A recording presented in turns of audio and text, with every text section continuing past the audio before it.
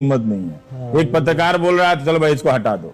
मैं कह रहा हूं कि बोलने वाले या सवाल करने वाले पत्रकार क्यों हटाए जाते हैं, क्यों सुनना पड़ता है कि तुम ये मत बोलो नौकरी चली जाएगी, तुम प्रधानमंत्री के बारे में मत बोलो नौकरी चली जाएगी। क्या हमारे प्रधानमंत्री इसलिए वहां शपथ लेके गए कि मेरी नौकरी चली जाए?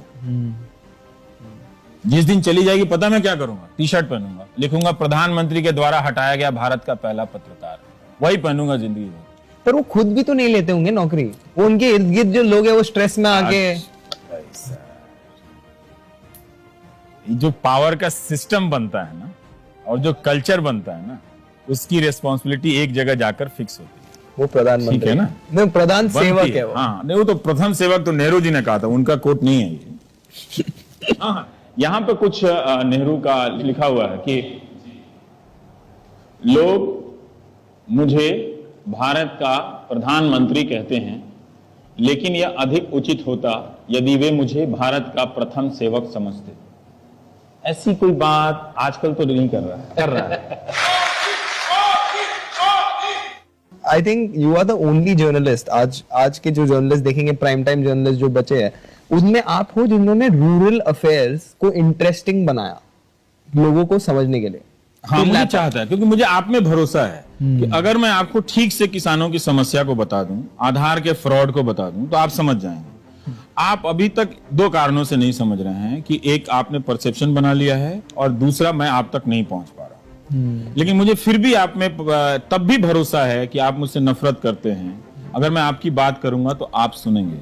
जब मैं नौकरी सीरीज कर रहा था और बैंक सीरीज कर रहा था तो मैंने कहा भाई देखिए ऐसा है कि मेरे पास रिसोर्स नहीं है, और ये मैं अपने दर्शक को टीवी पे बोलता हूं कि मेरे पास रिसोर्स नहीं है करने का, मेरे पास कोई सेक्रेटेरिएट नहीं है कि आप 3000 मैसेज भेज देंगे तो मैं पढ़ लूंगा, लेकिन मैं सबके मैसेजेस पढ़े। तो लोगों ने, बहुत सारे लोगों ने लिखा कि आप हमें माफ कर दीजिए, हम आपसे नफरत करते थे। एक बैंकर ने लिखा कि मुझे इतनी शर्मिंदगी हुई कि अपनी खराब व्यवस्था हालत के बारे में मुझे उस व्यक्ति के जरिए सुनना पड़ा जिससे मैं सबसे ज्यादा नफरत करता था, जिस एनडीटीवी को मैं अपने घर में चलने नहीं देता था, और जिस रवीश कुमार का नाम कहीं आता तो मैं डिलीट कर देता था। मैं बड़ा रोया हूं कि उसके प्रोग्राम में मैं अपनी जिंदगी की व्यथा देख रहा था। तो मैं शर्मिंदा हूं और आपसे माफी चाहता हूं। आज से मैं किसी को भी सपोर्ट करूं, अंधभक्ति नहीं करूं। मैं यही कहता हूं, मैं आपके सपोर्ट करने के चॉइस में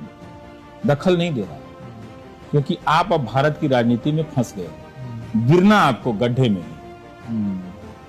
तो मैं उसमें आपका कुछ नहीं कर सकता। कुआ खाई है ना, कुआ खाई, गिरना तो आपको दोनों तरफ खाई में है। आपकी नियति यही है। इन राजनीतिक दलों ने जो तंत्र बनाया है ना पीछे,